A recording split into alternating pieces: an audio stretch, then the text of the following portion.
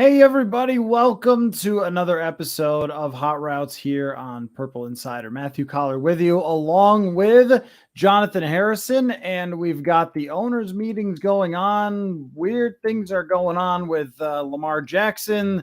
Things are being said by executives, coaches, and owners that are as compelling as any sport out there because that's how the National Football League is. So we've got a lot to talk about, including a former Vikings signing elsewhere that, maybe just kind of went under our radar and we didn't have a whole lot of discussion about, but, we'll get into it here on the show. So, the owners meetings are weird because, I noticed that the Green Bay Packers entire media is there and they're there to grill everybody around. But with the Vikings, we decided not to go because there was a lot that we covered with the combine, and there hasn't been a lot that's changed. We've already had some introductions of free agents, and there's not likely to be a lot of answers, and that's really been the case. And, I know that some of our friends are down there, Alec and Ben Gessling, and they're reporting from down there, and I'm just reading what Alec wrote, and it's like, yeah, I mean, like there's just no movement on a lot of things. We have sort of reached this point where we are speculating like crazy on everything. But what was happening at the initial start of free agency is speculate, then something happens, then more speculate, then something happens. But now we've just sort of reached this with the Vikings hit the skids. But one sentence did stick out to me that Alec wrote. He said, it seems like they are kind of preparing for their second wave of stuff to go down after these owners meetings. And whether that includes Lamar Jackson or just cuttings at Darius Smith, I don't know. But more things have to come. So that's kind of where we're at, Jonathan. It seems like kind of a holding pattern. Yeah, I mean, you mentioned the two moves that it feels like they need to make, or at least one of them in cutting Darius Smith. They need to figure out what they're going to do with Dalvin Cook, because I don't imagine under Kevin O'Connell's offense you're going to want to spend that much money on the running back position 2 years in a row. And with having to pay what they have to pay coming up in the future, you're not going to want to keep spending the amount of money on that position where you can, as we've talked about plenty of times, you can find those guys just off the street and they're going to get you good, decent yardage. You don't need to be spending $10 million on a Dalvin Cook who clearly took a step back last year. I mean, there's no way around it. They need space. They need cap space. They've got $1.5 million of cap space, and you still have a draft class. What little of a draft class you'll have, you still have that to sign, and you still have plenty of roster spots you need to sign. So it just feels like there is something coming, but it's taking a very long time to get there. It feels like this second phase of the offseason has really dragged on for a really long time, and it's kind of killed the momentum that we came out right out of the gates with. It just the offseason just hit a brick wall, it feels like, after, I don't know, I want to say the Kirk Cousins things, but I always don't want to blame him for everything. But that Kirk Cousins restructuring kind of just put a halt on the Vikings offseason for a little bit, because that took away a lot of the speculation that a lot of us were having. Right. It made it so nothing can even move at the very earliest if it's going to happen, which I still would bet against it, after June 1st, which leaves us right now going, you want to look at some cornerback tape for the draft? But, look, there is things that are pretty interesting, like the fact that mock drafters keep giving the Vikings quarterbacks. And so we could start debating those quarterbacks and looking into them and so forth, which is the place we're going to start in just a second. But at the same time, the fact that it can't really move at this moment makes it harder. Like, we have to wait for another month for the draft to get here. And then, we're sitting here wondering about Lamar Jackson. When the Lamar Jackson rumor comes out, it's an exciting day, but then it's like, okay, what do we want to talk about tomorrow? More Lamar Jackson? That's kind of where we stand right now. And it feels like the entire NFL is there. Like, the, Get Up or whatever show, they start with essentially, do you want to talk about Aaron Rodgers or Lamar Jackson this morning? And those two, subjects have just dominated the entire thing. So there are mock drafts to look into. There are free agents still remaining. Not a lot of exciting ones, but the Vikings could make those decisions. But I also feel like it's not just that Kirk restructure, which sort of resolved that right away, but also the fact that there was a date where we expected the Smith and Cook thing to go down, and then it didn't. And then even when Harrison Smith stayed and they signed Dean Lowry, it kind of took some air out of the rebuild balloon, because the rebuild balloon was starting to pump up. People were getting in, and it was like, all right, let's float off to the future. And then it was like, oh, well, they're keeping Harrison Smith. I mean, it's okay. Like, no one wants him gone, but that's not very rebuildy. And, they signed a really old veteran defensive tackle who, was okay. It was good 2 years ago, which is not exactly what you want to hear. So, Dean Lowry could work out okay for them and so forth. But, I just did an article looking in specifically to how much value they lost on the defensive side. And unless Brian Flores is the next Bill Parcells, it's going to be a really tough potential ride for them, unless there's a lot more to go in this offseason. Could be. There's still players out there. But that whole, we got rolling on the rebuild and then the restructure and then all these things that didn't seem very like in the future, then where do you sit as a team? You're just sort of, again, floating around in the middle, which is where they've been for so long. And Dustin makes a good point that the Vikings have been stuck with big running back contracts for a long time. And that even includes, like, if you draft a guy high, which, they didn't really high with Dalvin Cook, but it feels like you're sort of, when you draft a guy even in the second round, that's your guy. Like, you have to extend him. So you're kind of going to know eventually that, like, he's going to get that big contract, which he did, and it has not been a success. Because if we think about the Dalvin Cook contract years, you have the first year of his contract is 2020. He was great. They missed the playoffs. 2021 is sort of up and down. They missed the playoffs. And then this year they make the playoffs, but he's not even very good, where if you could have taken whatever his cap hit was and put it into more defensive players, a guard, whatever else, maybe you're one touchdown away from beating the Giants. I don't know. I'm not blaming Dalvin Cook. I'm just saying that that's what it does to you when you spend money inefficiently. And this offseason, they've spent it like somewhat efficiently. You can't dislike the Davenport and Byron Murphy signings, no doubt about it. But, I just thought there would be more of those. So anyway, that's kind of where we're at, which means we have an opportunity to kind of push the walls out a little and have a little fun with some of the other stuff that's going on in the league. I didn't write down that the number 0 is going to be allowed now, except for fat people, which I think is a travesty. What a sick irony. That's like saying you can have it's like saying you could have pizza, but only in squares, which is just wrong, in my opinion. Yeah, absolutely. So it's got to be triangles for me. Yep. But like, you're not going to let a nose tackle be number 0. Why? That doesn't make any sense. Who doesn't want to see a Jerry Ball type running around in number 0? Come on. I know. That should have been a topic, but it's not. Here's where we're going to start, though. The same place we start every day, Pinky. Anybody watch Pinky in the Brain? Yes. ESPN's Mike, with a mock draft, of course. ESPN's Mike Tannenbaum, of course, jumps the shark with mock drafts and has Hendon Hooker going number 5 overall. So we were talking about just a week ago whether it was worth having Hendon Hooker even like talked about in the first round. And a lot of people thinking, well, he's more of a 3rd round pick. Then Daniel Jeremiah puts him in the 1st round. And all of a sudden, everybody's in love with this guy who's old and has an ACL injury. I don't know. Weird stuff. So he has him 5th, and he called him under scouted. No, I promise you, no quarterback is under scouted. I promise you. Long snappers are under scouted.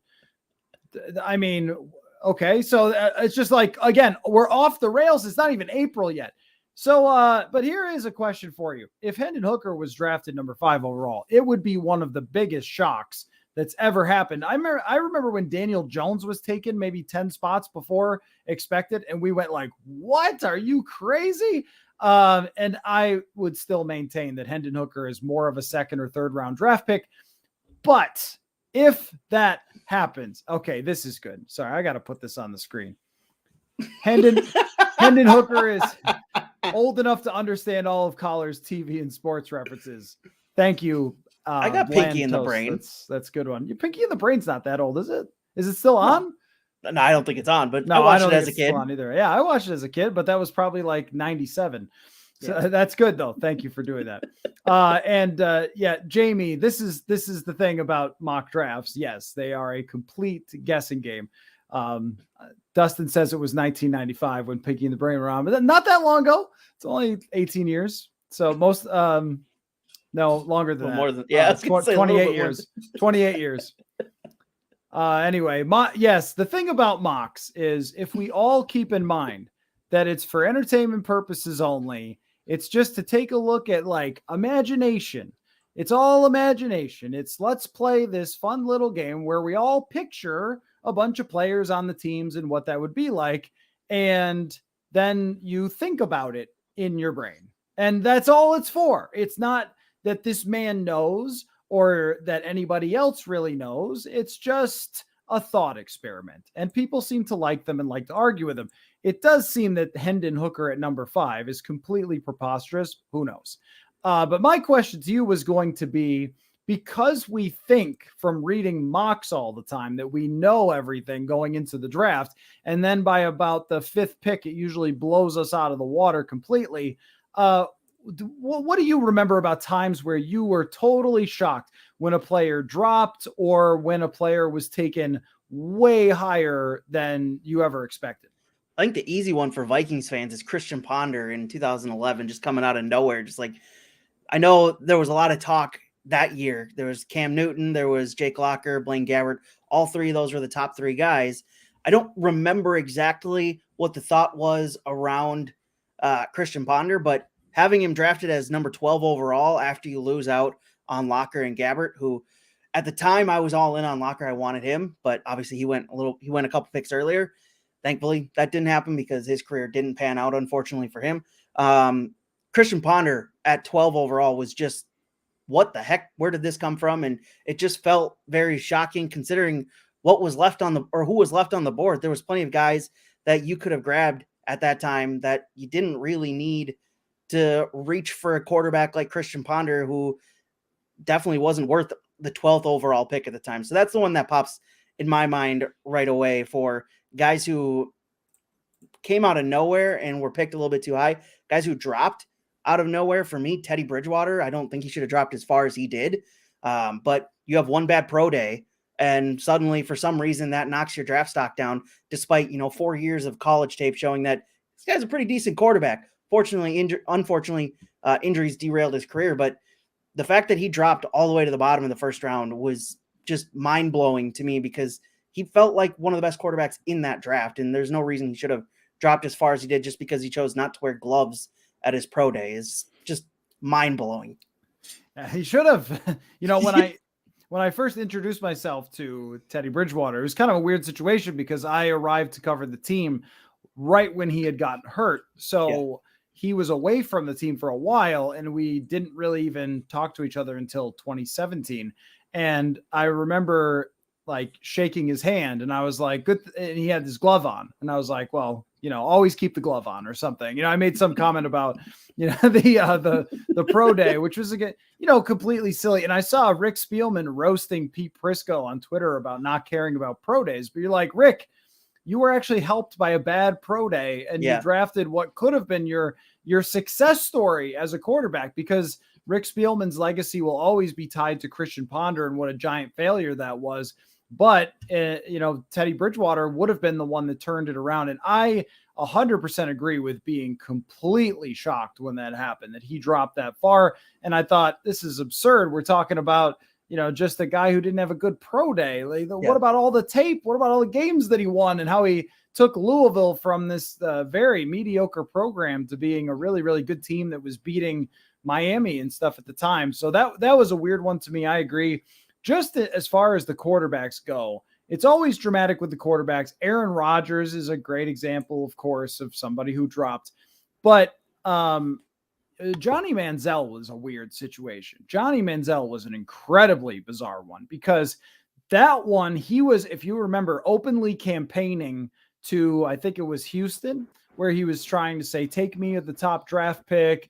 He was doing all these interviews about how he was going to change the, whatever franchise and all that sort of thing. And then on draft night, they just kept showing him. It became the whole Johnny Manziel draft. It was like someone got drafted, show him for a second, back to Johnny Manziel. Yeah. Because he just took over ESPN and all draft coverage, and he just kept dropping and dropping and dropping. And I really thought that Manziel had a chance to be a very good player. But what I didn't know, and obviously some of the NFL did, there's that he had a serious problem with partying and taking the job seriously and everything else.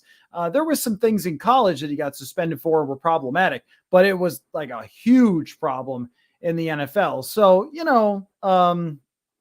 it's that one was very, very, very stunning for me. The Cleveland Farrell one for the Raiders was probably actually every Raiders pick over the Mike Mayock, John Gruden era, I think was really stunning. And it has kind of trickled out that Gruden was really pulling the strings there, that he was the one that had the power. And that makes more sense than Mayock. No one's right all the time. Everyone is wrong all the time. But Mayock has always come across as a pretty knowledgeable dude.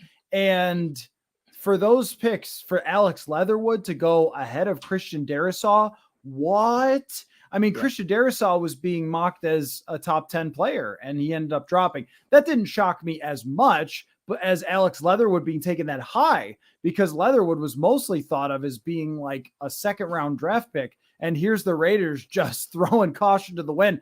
Cleveland Farrell, when they picked him, I had never heard of him. I was like, he was so off my radar. I was like, I have no idea who that is, that they just selected at 4th overall.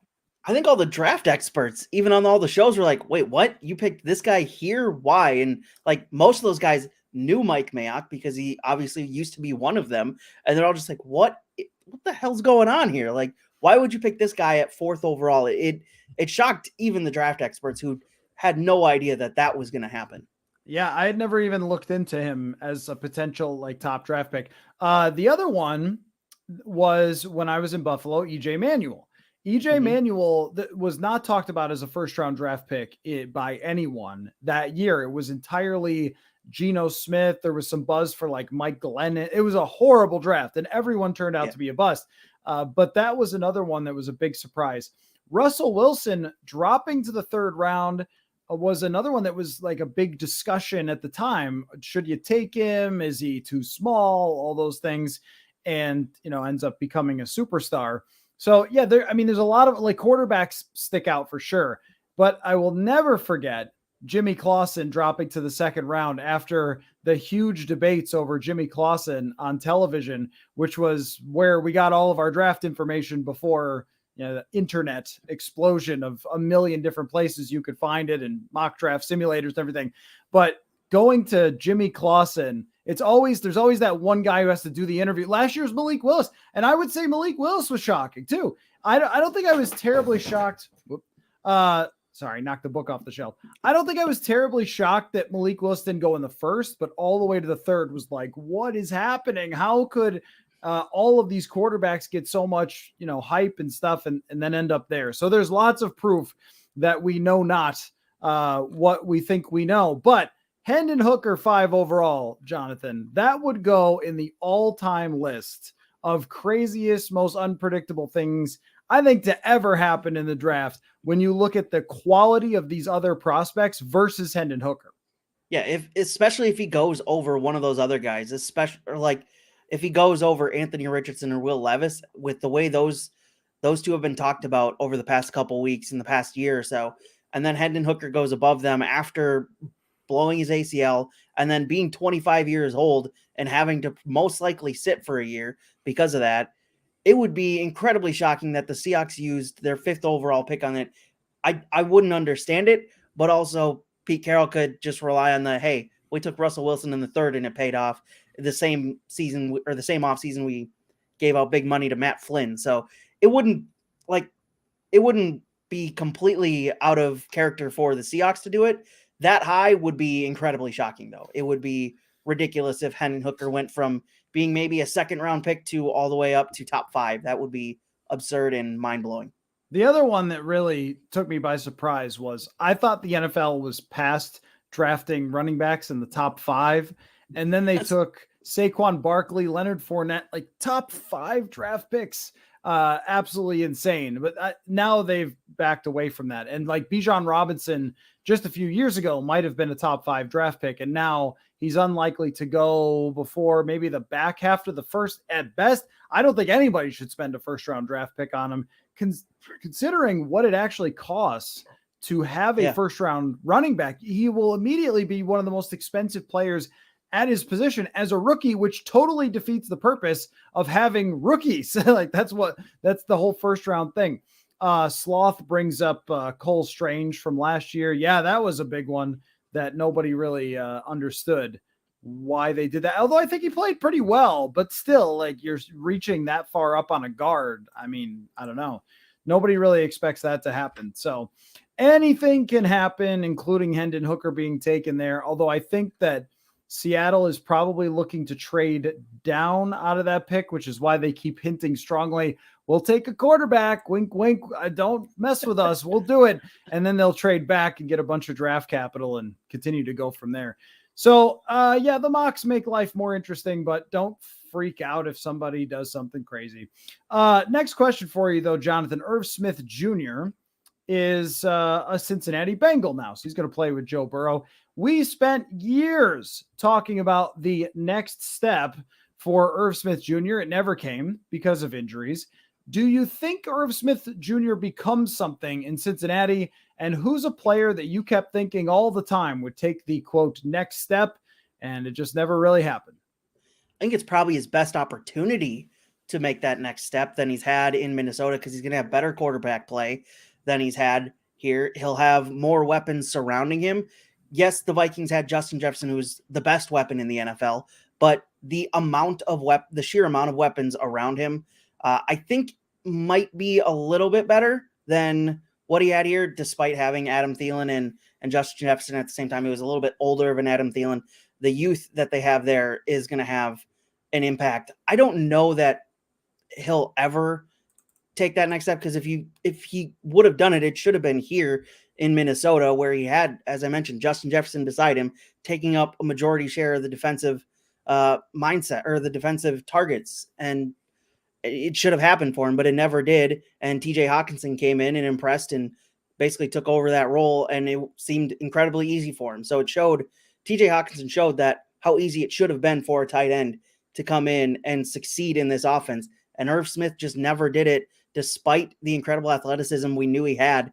It just feels like if he couldn't do it here, it's probably not going to happen anywhere. But the Bengals seem like a really good opportunity for it to happen if it ever does, because of the fact that they have Joe Burrow as opposed to having Kirk Cousins.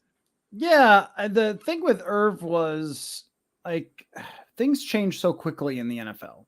Yeah. Where when he's playing in a tight end friendly offense with the Kubiaks, I mean, Gary Kubiak loves tight ends more than you love anything in your life. I mean, that's just like his thing, right? He loves outside zone, he loves bootlegs, and he loves tight ends. He took Owen Daniels wherever he could take him, like that was him. Byron Chamberlain, he would always have these like multiple tight ends that would succeed. And that worked out exactly with the Vikings when they had him and Kyle Rudolph. So they were, I think a pretty good combination where Irv could line up in different spots. He could play in the slot. He wasn't given all of the duties of a traditional tight end when Kyle Rudolph was taking up a lot of that.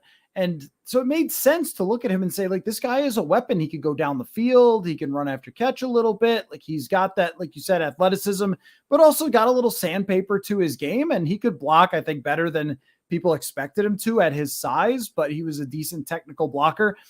But then asking him to do everything in a brand new offense that is not that kind to tight ends, I don't think that the Los Angeles Rams have ever really, I mean, they've had some success with them, but not like the whole emphasis on the tight end is a big part of their offense. So I think they were asking him to do a lot of different things, and he missed a huge chunk of training camp. Players who had the whole training camp, Justin Jefferson included, Kirk Cousins included, they talked about how hard that offense was to learn. He missed half of it with a hand injury. And this is why I think that Irv Smith still could succeed and might even have a decent chance to, is all of his injuries were just bad luck stuff. This last one last year, somebody fell on him. And that's how, they end up with TJ Hawkinson. But somebody fell on him. There wasn't anything that he did wrong. It was just a random thing. When he hurt his hand, he got his finger or thumb or something caught in somebody's helmet in practice. Just some random stuff there that wasn't really his fault. So I think that, he could fit in quite well and end up being a steal. And one of the things is there's a lot of tight ends who go to a second team and end up being better than they were with their first team because it's a really hard position. And so people develop and it can end up working out for them. I would not be surprised if that goes that way for Irv Smith. Or it might also just be the fact that every year we went into the season with me saying, hey, I think he looks good in camp, or this could be, his big next year or whatever. And so instead they had to trade a second round pick to fill that spot. Now, Hockenson is very good, and you're not going to be against that. But if they aren't able to extend TJ Hockenson, I mean, then the trade looks a little less good. It looks it looks kind of all in, which I'm not against them doing last year, considering the circumstances, but still it won't look as good if he doesn't become a long-term part of this. And because that Irv Smith pick didn't work out, and wasn't it AJ Brown who was taken right after him, by the way, because that pick did not work out, you end up having this sort of domino effect of not having a second round pick and having to go after TJ Hockenson. So anyway, there's kind of a lot of layers to that Irv Smith discussion. But if we found out that he fit perfectly there and became a big part of their offense, yeah, I wouldn't be super shocked because we always saw the flashes of potential that were there. It just didn't end up working out. And I was going to say that my answer to the player that I always thought was about to take that next step is Irv Smith Jr. I mean, he's the one that normally I just, I'm very cautious to say that people are going to do that. We wrote lots of articles about Laquan Treadwell. Oh, this, Laquan's learning route running out there, but I never bought it. I just, I reported what he said, but I never bought that was going to happen. I'll tell you a quarterback who I always thought was on the cusp of doing it, who turned out to be a bust, which was Jake Locker. He's getting compared kind of to Will Levis. That's another guy who was hurt all the time. Every year I thought Jake Locker is like, this year he's going to put it together. And there was one season where he kind of did a little bit and then immediately got hurt. And his career kind of quickly came to an end because of that. But I remember him being the quarterback. And if you were like a big Sam Darnold guy, I wasn't, but if you were, then every so often you'd get these Sam Darnold flashes where he'd throw for 400 yards or something, or he'd make some incredible throw. But, there's a lot of those guys out there that if someone is drafted high, the NFL gives them lots of opportunity and plenty of time because, if it clicks, they had the talent. So, we'll see how it works out for him, but I think it's a perfect spot for him to land. Yeah, absolutely. I mean, as I said, there's plenty of weapons around him to take away some of that pressure.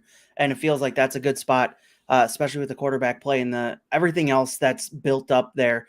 They're not relying on him to be the guy that tips them over the edge. He's just going to be another piece to add to that offense. And as for my guy who I thought was going to take that next step, for me, the quarterback for me in this answer is Matt Leinart, because I grew up and his college run was during my junior high and high school years.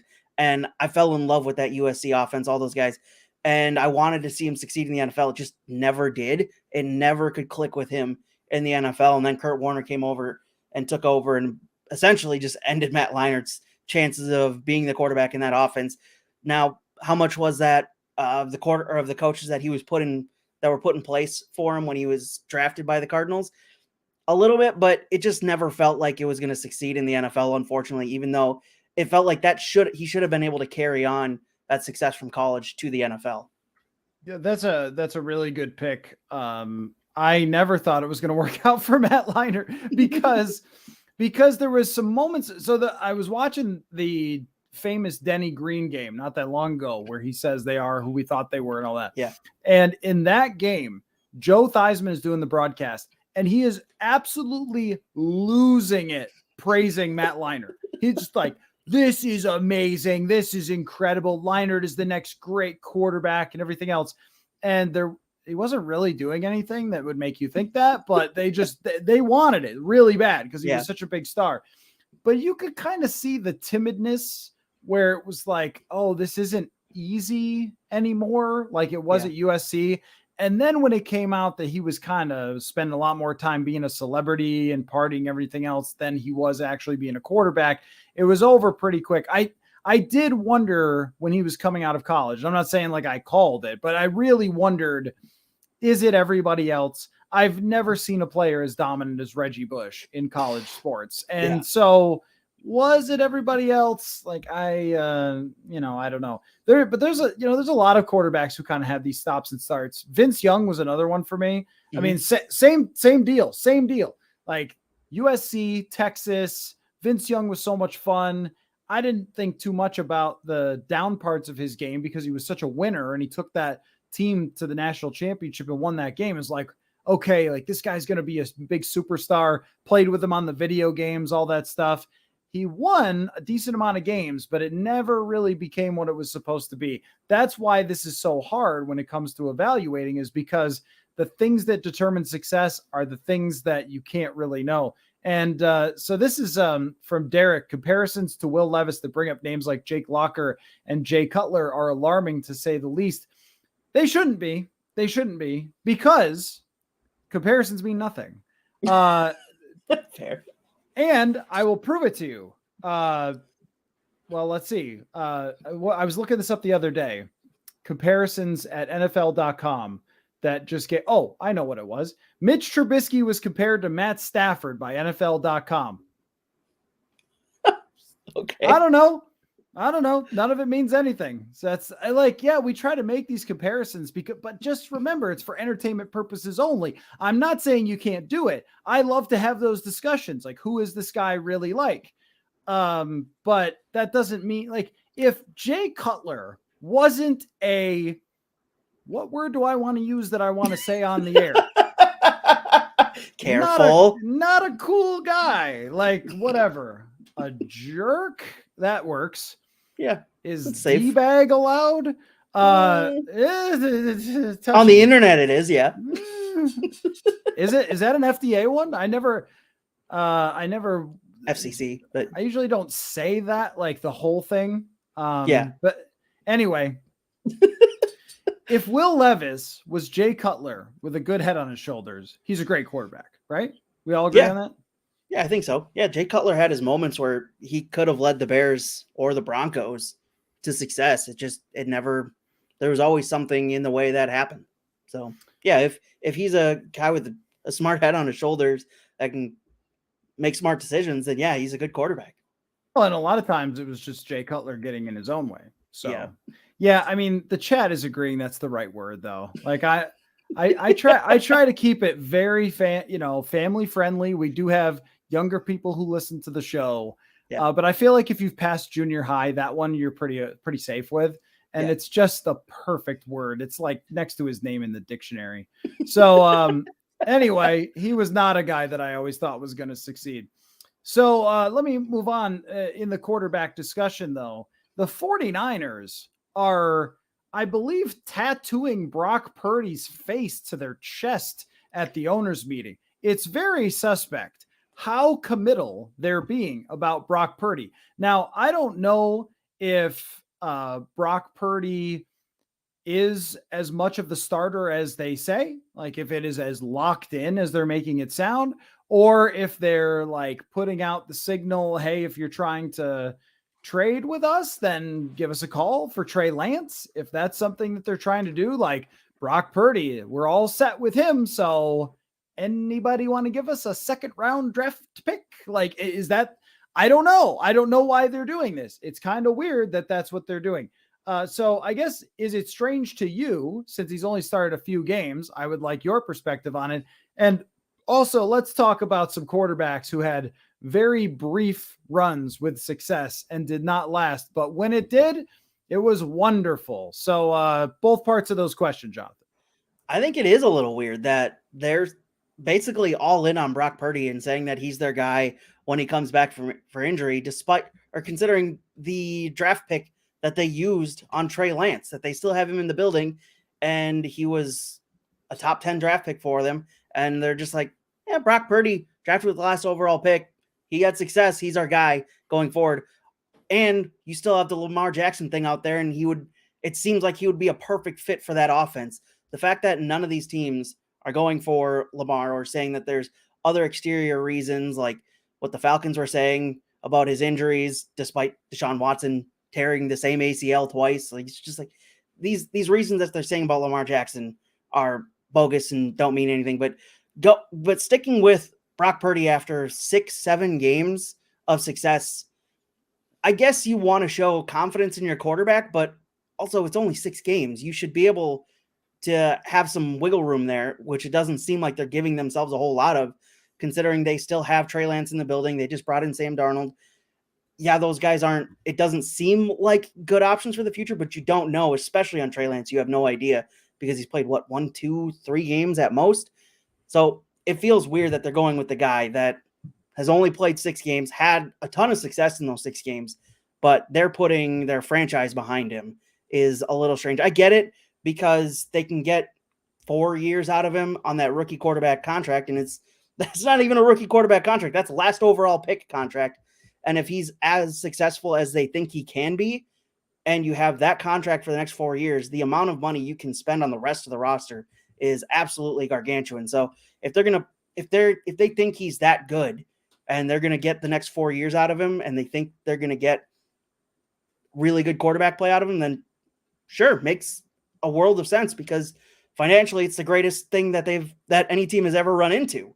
But as for the second part of that question, the obvious one's Case Keenum, right? 2017 and leading the Vikings to the NFC Championship game, having that run that he did. That was really fun as a Vikings fan.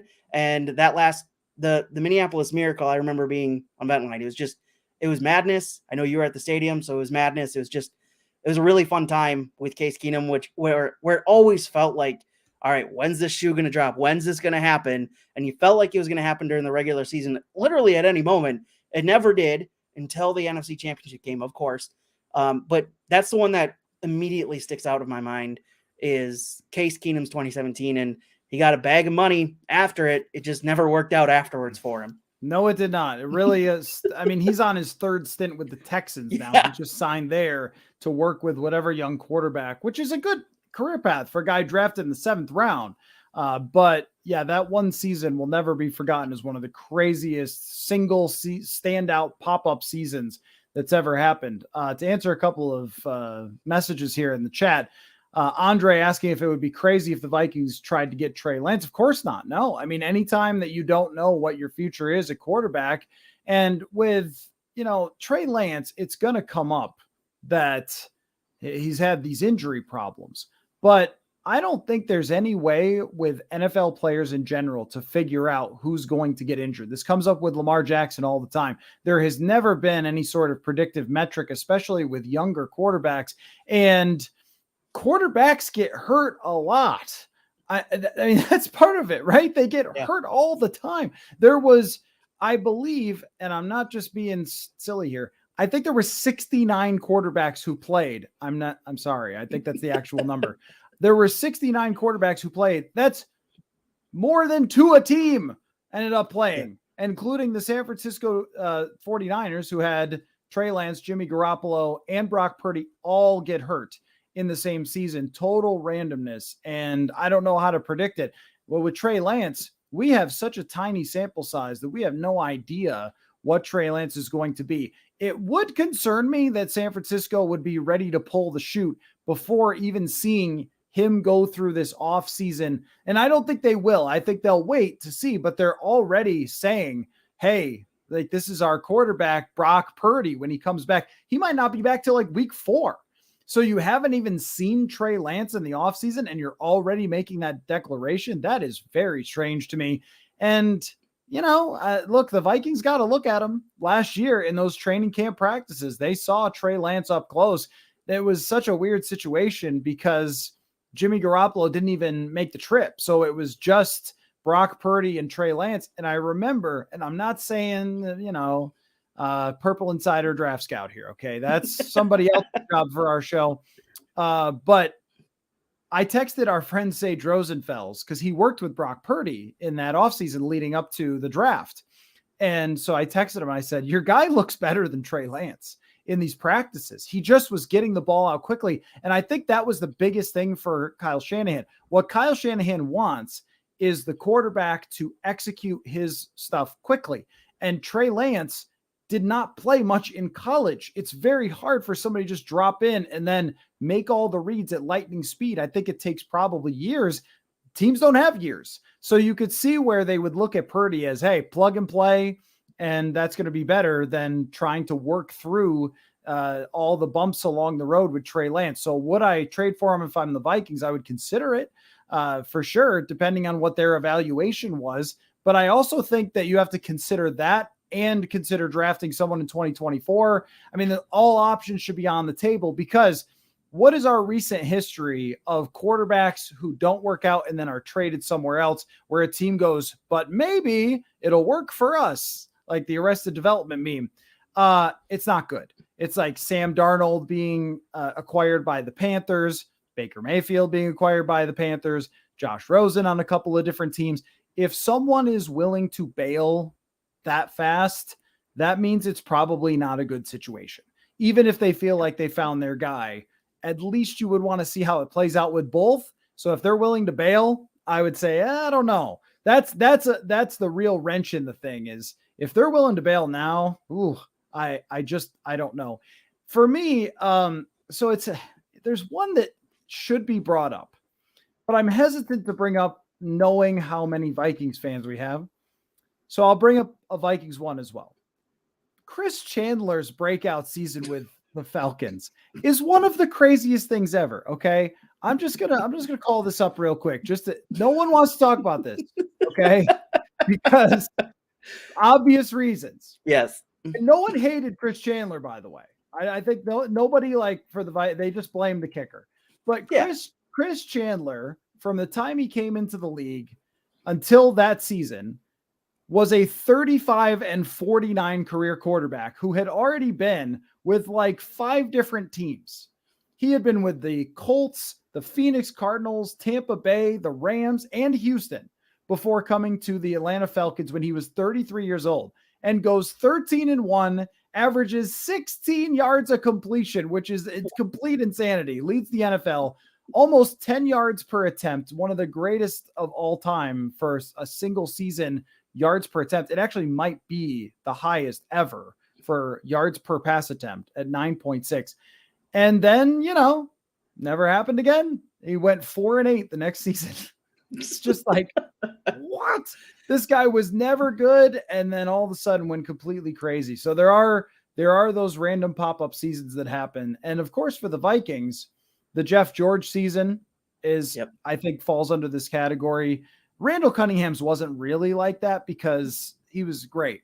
But there is a Gus Frerotte who goes like 8-3 in a run off the bench, throws more picks than touchdowns, but just like grinds out all these wins for the Vikings. I love those seasons when some backup shows up and just somehow finds a way.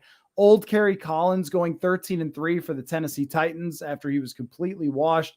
Vinny Testaverde winning, I think, 15 games or something for the Jets, or 13 games for the Jets. I mean, just, it's great whenever that can happen. And Brock Purdy falls into that category. And now the question is, does he become Tom Brady and this late round pick who is great, or does he become much more of that random person who is just a pop-up? I think it's way too early to know that. And he was already injured multiple times. I mean, if that ends up happening in the future to him, if he keeps getting hurt, like, I don't know, anybody can bust, really, is what I mean. So 2 quick questions, since we've had a lot of discussion on our first few topics here. The Washington Commanders are being sold for $6 billion, as one does. If you were buying the Commanders, what would your first act as the owner of the Washington Commanders be? So I'm torn here. I would want to upgrade the stadium to give the fans a much better experience than having railings fall down on players and just all this other madness that has happened at FedEx Field. But that's almost, at that point, another $6 billion you're dumping down the drain to upgrade that.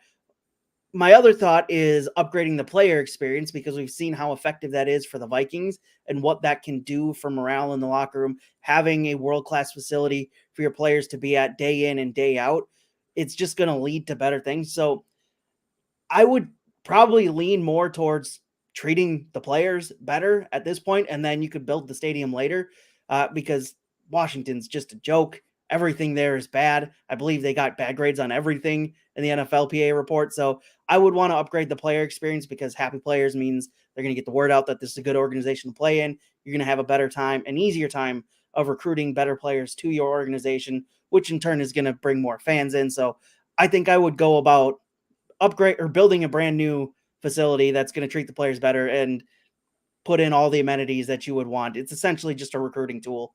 And we've seen it happen across college football, where these football teams build multi-million-dollar facilities, and it's a giant recruiting tool. And that's how it's one of the many reasons they get recruits. You look at some of the facilities that the SEC teams have. It's just insane. If you can do that in professional football, go ahead, do it, start recruiting players that way.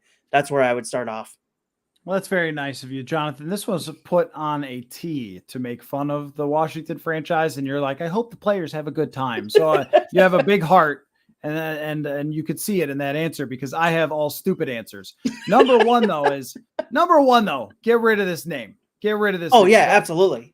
The Commanders is idiotic, and it's not catchy. It doesn't sound awesome. It just sounds silly. It sounds made up. It sounds like something that when you create your own Madden franchise, it's one that you pass on. So it'll have like all weird animals or something you could pick. And then it, like Commanders, like, I ain't doing Commanders. I need something cooler than that. Admirals. No, like that was a horrible team name, and they should have just kept it as Washington Football Team.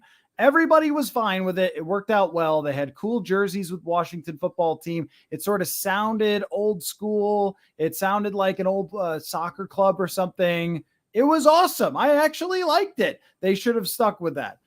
Commanders just sounds cheesy and silly.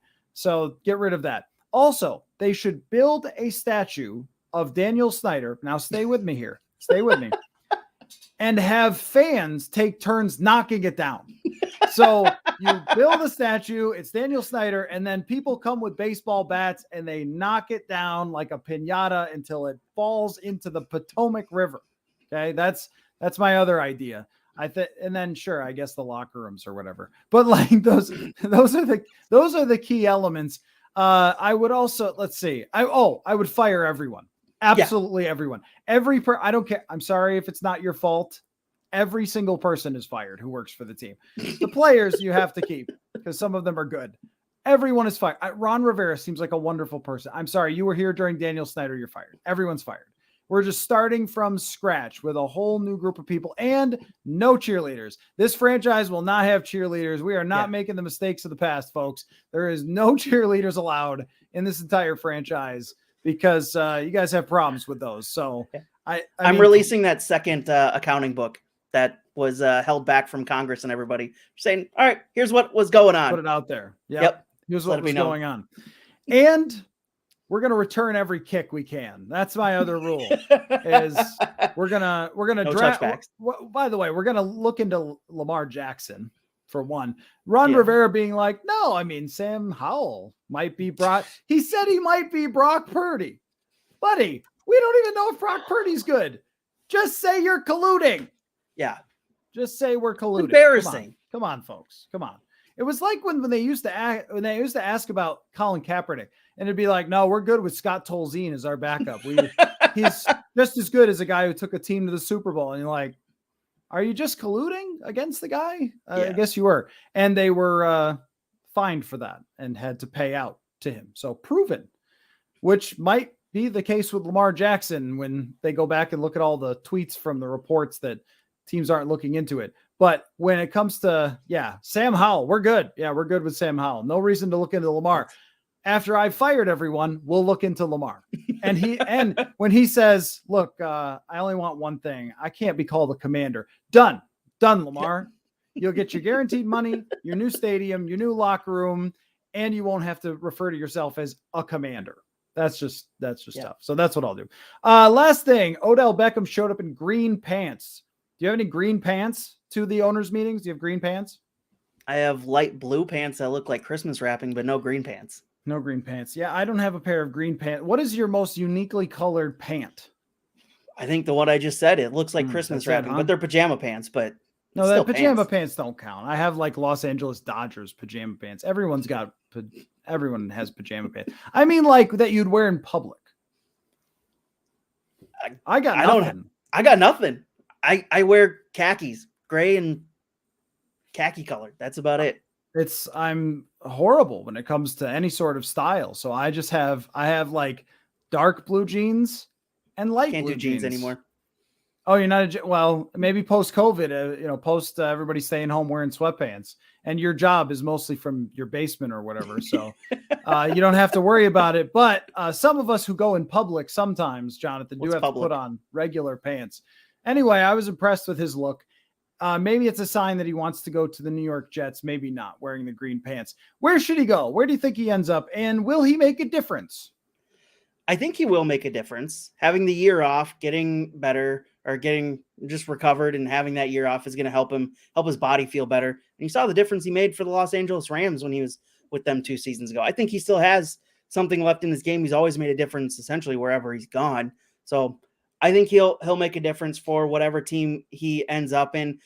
Where he goes, I'm not sure. Where he should go, it's probably, I would say the Bills. Go team up with Josh Allen and Stephon Diggs and have one heck of an offense there and go and succeed there, because they're going to need help because the defense is going to get a little worse this year. Go play some incredibly fun football in Buffalo.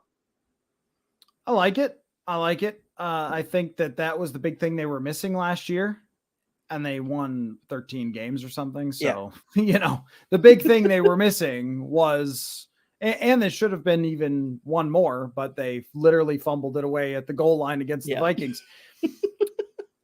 I think that's a perfect location. That's a team that's chasing a Super Bowl. Once Rodgers comes to the Jets, the division's a little bit harder. I think that the Patriots will be better by the fact that Matt Patricia doesn't work there anymore. Somehow, if I took over the Commanders, I would also hire Matt Patricia and fire Matt Patricia. Like the same day. I would hire him. I would say, hey, Matt, unpack everything into your office. Okay. Like spend the whole day unpacking, get your whole office set up. Buy a house. Yeah, buy a house. So I get all set up, and then I'd go in his office and say, "You're fired. You're the worst, and I hate you, and I did that on purpose. You're fired." It's amazing these owners don't do crazier stuff, because I've got a whole list of things I want to do to Matt Patricia alone. Because anyway, he's the worst. Yeah, nothing. So I mean, like to torture. Okay, I'm gonna no. To make his life. So it happens at 10 o'clock on YouTube. To make his life more challenging. How is that for you, Jonathan? Stop giggling, for goodness sake. What was the question? Oh, yeah. Odell Beckham. I don't think he should go to the Jets, because I don't know that it's going to work out with the Jets. I really don't. Like with Aaron Rodgers, I think they could be good, and it's very possible that they could. But it could be really mediocre. And we've seen that before, that sometimes bringing in Russell Wilson or Kirk Cousins doesn't always mean you just repeat everything that happened the year before. I mean, Teddy Bridgewater had a way better season with the Denver Broncos than Russell Wilson did. Who would have ever thought that? But a lot of times when you chase the good roster, not everything, just history repeats itself. So it ends up being not as good of a move as it seems. I'm not saying he's going to be completely bust, but I don't know if I'm Odell that I want to go there. Garrett Wilson is very clearly their top receiver. Allen Lazard has been with Rodgers for a really long time. I don't know exactly. I mean, does he want a place to be for a long time? Does he want the quarterback? Because the AFC has a lot of good receivers already. Would Vegas be a good place to go play with Devontae Adams? But then you're in that division. But does he care about that division, or does he care about, I don't know. I mean, he went to the Rams to hook on to go win a Super Bowl. So I imagine he wants to do the same thing. I'm trying to think of anything better than what you said in Buffalo, and I'm really struggling to come up with something. Go be the third wide receiver in Miami. Yeah, I mean, I don't know. Like but do you want to be in the AFC where it's harder? Yeah, that's good. Or, there's just a lot of questions there. So I think you kind of nailed the best possible team. But, Vegas could be an interesting playoff team, or the Chargers could be a team. I mean, because, Justin Herbert does not have that many weapons. So maybe you end up being his top guy. It just doesn't seem like that's been really in the discussion. And there's some other teams that have good rosters, but don't have clear quarterbacks. So, Atlanta is brought up, and maybe, Atlanta would be a great place to go play if they got Lamar Jackson, but it doesn't look like that's going to happen. So yeah, that'll be interesting to see where he lands. I do think he could still be a difference maker. I agree with you. That doesn't mean a superstar, but I think I don't remember anybody changing the narrative surrounding them more than he did with Los Angeles. The guy played great. He just played great. The Jaguars is a good one. Yeah, absolutely. And catches a touchdown before he gets hurt in the Super Bowl. And they don't get there without him because Robert Woods got hurt that year and he was their clear-cut number 2. I really like the Jacksonville idea. I mean, if Jacksonville was running out Christian Kirk, Calvin Ridley, and Odell Beckham, that is a great situation to be in. That Calvin Ridley storyline is underrated, that he's coming back and hasn't played in a year because of the suspension, but he was a really good receiver in Atlanta, and now you pair him with a really outstanding quarterback who looks like he's on the verge of taking that next step. That's going to be a dangerous offense and a fun offense to watch next year. Say the Vikings grab themselves some cap space. Would you want Odell Beckham? Absolutely. Yeah. You don't have a wide receiver 2 right now. You can get one that still has plenty left in the tank, it seems like. Absolutely, you pair him with Justin Jefferson because there's already the friendship there, and it will make Justin Jefferson happy, which will make signing him to that extension a little bit easier. It's not going to give you a discount, but it's going to make his decision a little bit easier. So yeah, absolutely, you bring in Odell Beckham Jr. if you get enough cap space. The thing I'd be concerned about is he's still Odell Beckham. That does make you a little nervous about putting him with Justin Jefferson because make no mistake, he won the Super Bowl and he deserves every bit of credit that he got for that year. Before that, though, is there anybody known as sort of the bigger problematic wide receiver than Odell Beckham, who had, made his way out of New York, then made his way out of Cleveland, and then, he turns that whole thing around and it seems like a Boy Scout. I don't know that he's a Boy Scout. Justin Jefferson so far in his career has handled superstardom in a very Julio Jones-ish way, where he just goes about it. For somebody who is so popular, he's very quiet about it. And the same thing for someone like Julio, was a top 3 receiver at any point in his career, and yet he never really acted like it. I don't know that I want to bring someone into the locker room that is I'm not sure about that. And you mentioned it with how Justin Jefferson has handled the incredible stardom that's followed him and being the best wide receiver in the league. I don't feel like Odell Beckham Jr. would have a negative impact on his personality or how he would handle things. It feels like going into this season, he's kind of set into who he is at this point. He's still young, still impressionable, obviously, but it just feels like a guy who's handled stardom like he has, who's handled that spotlight as well as he has. There's really nothing against him. There's nothing. It doesn't seem like there's any skeletons in that closet right now that anybody's brought out. I don't feel like Odell Beckham Jr., despite being kind of the diva that he is at points, it doesn't feel like he would have any negative impact on Justin Jefferson.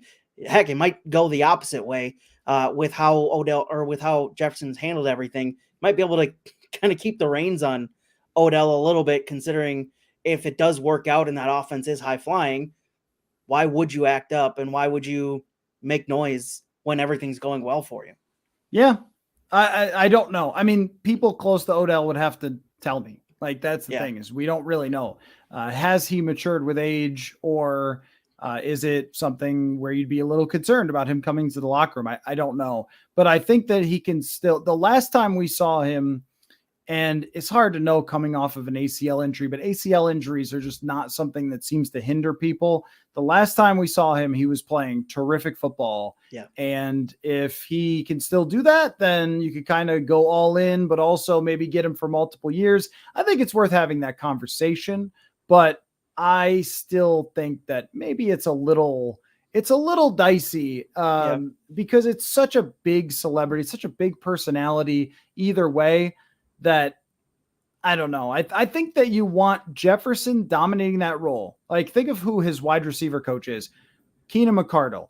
Keenan McCardle was the ultimate all-time great wide receiver too. He was unbelievably good, but he totally understood his role. He understood Jimmy Smith was the guy, and then just did what he was supposed to do. What you don't want is any potential conflict. And even with Thielen, there seemed to be a little bit of, why don't you throw me the ball more with Adam Thielen that sort of sneaks out after the year that I'm sure was festering during the season that he still wanted to be that 1B. You need somebody who takes on fully that I am wide receiver 2 to throw back a reference that only Hendon Hooker is old enough to get. The John Taylor, right? I mean, the Jake Reed is another good one where it's somebody who fully takes on that role and embraces it. I don't know. I mean, if they do it, I would not say, look, it's insane. What are they doing? I just think that there's some questions to answer before you do it. But if they do, look, I mean, at least it's an all-in season to try to win this year, maybe the last year of Kirk Cousins. So it would make it certainly very interesting. But I think that a lot of the concerns that get expressed, and some of them in the comment section, are things that we don't really know. Like, teams have seen Odell Beckham work out. We have not. Mm-hmm. So they know what that looks like. They know what a workout looks like. If I went to his workout, I'd be like, oh my God, that guy's fast.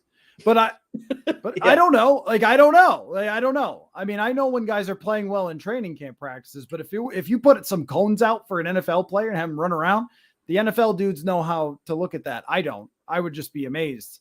So, they could bring in a guy who played in the XFL and it would be impressive probably. So they'll know what kind of shape he's in and they'll know what kind of mental space he's in as well, better than us. So if they sign him, that means that they've checked off those boxes.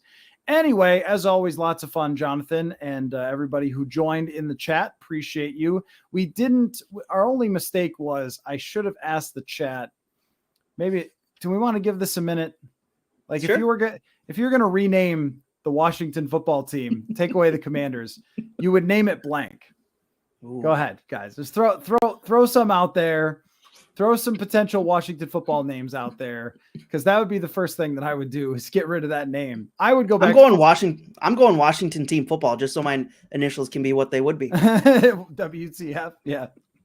It's a huge missed opportunity to not go Washington team football. Come on. See, I always thought it was funny to picture them just a random animal that makes no sense. Like, think about how it's the Utah Jazz. There's no jazz in Utah, folks. They don't have any jazz out there. That's because they were the other thing and they moved. So, same kind of thing with the Los Angeles Lakers. There are no lakes in Los Angeles in comparison to where they came from. But since they came from Minneapolis, lots of lakes in Minneapolis. Mm-hmm. That ends up being funny. Or just when college teams are, hey, Kansas State or Villanova, you run out of thoughts for a mascot. They're just, everybody's the Wildcats. Wildcat. What? That's of all the animals in the world. Like, you have some teams, which I support, called the Greyhounds. You have teams that are the Great Danes of Albany. There are all sorts of great nicknames. And these teams went with Wildcats. Like, how boring is that? We got the Washington Wankers. That's a good one. Washington Dumpster Fire. Washington Mongoose is funny. Washington Poisonous Bears. Washington. I don't get it, but it's funny.